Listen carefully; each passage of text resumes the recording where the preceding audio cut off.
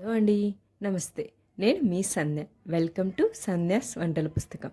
బయట షాపుల్లో దొరికే టేస్ట్ తోటి మనమే ఇంట్లో చాలా ఈజీగా బాదుషాని ప్రిపేర్ చేసుకోవచ్చు.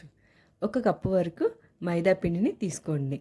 అలాగే ఒక చిటికెడు ఉప్పు, ఒక టేబుల్ స్పూన్ బేకింగ్ సోడా, ఒక టేబుల్ స్పూన్ బేకింగ్ పౌడర్, అలాగే 4 టేబుల్ స్పూన్ల వరకు నెయ్యిని కానీ డాల్డాని కానీ తీసుకోండి.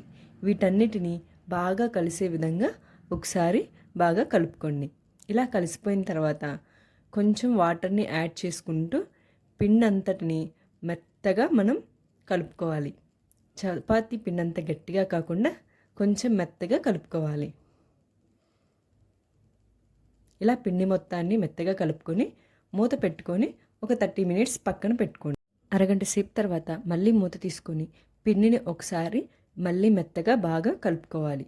ఇలా పిండి మొత్తాన్ని ఒకసారి బాగా కలుపుకొని చిన్న నిమ్మకాయ సైజ్ అంతా పిండి ముద్దను మనం తీసుకోవాలి. ఇలా పిండి ముద్దను తీసుకొని రౌండ్గా చేసుకొని మనం ఇలా ప్రెస్ చేస్తే మనకి ఆ తర్వాత మధ్యలో ఒకసారి ఇలా ప్రెస్ చేయండి.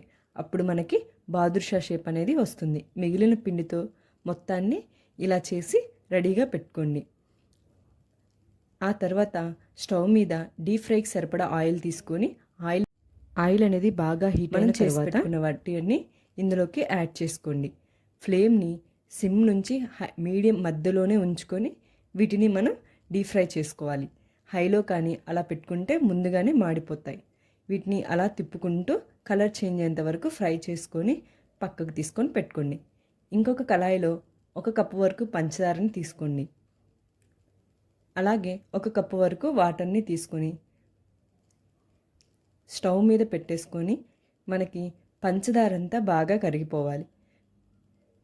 అలాగే దీనికి మనం ఎటువంటి పాకాన్ని తీసుకోవాల్సిన అవసరం లేదు. ఇలా పంచదార అంతా కరిగిపోయి మనము ఈ పాకాన్ని పట్టుకుంటే కొంచెం జిగడగా అనిపిస్తే చాలు.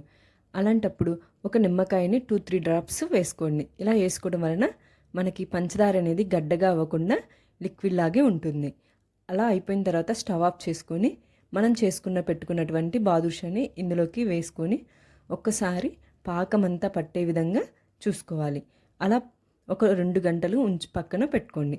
ఆ తర్వాత సర్వ్ చేసుకోండి. మనకి షాపుల్లో దొరికే టేస్ట్తోనే మనమే ఇంట్లో బాదుషాని ట్రై చేయొచ్చు. మీరు కూడా ట్రై చేసి ఎలా ఉందో నాకు కామెంట్ చేయండి. మీకు కనుక నచ్చినట్లయితే లైక్ అండ్ షేర్ చేయండి. మరిన్ని వీడియోస్ కోసం మన ఛానల్ని తప్పకుండా సబ్స్క్రైబ్ చేసుకోండి. Thank you.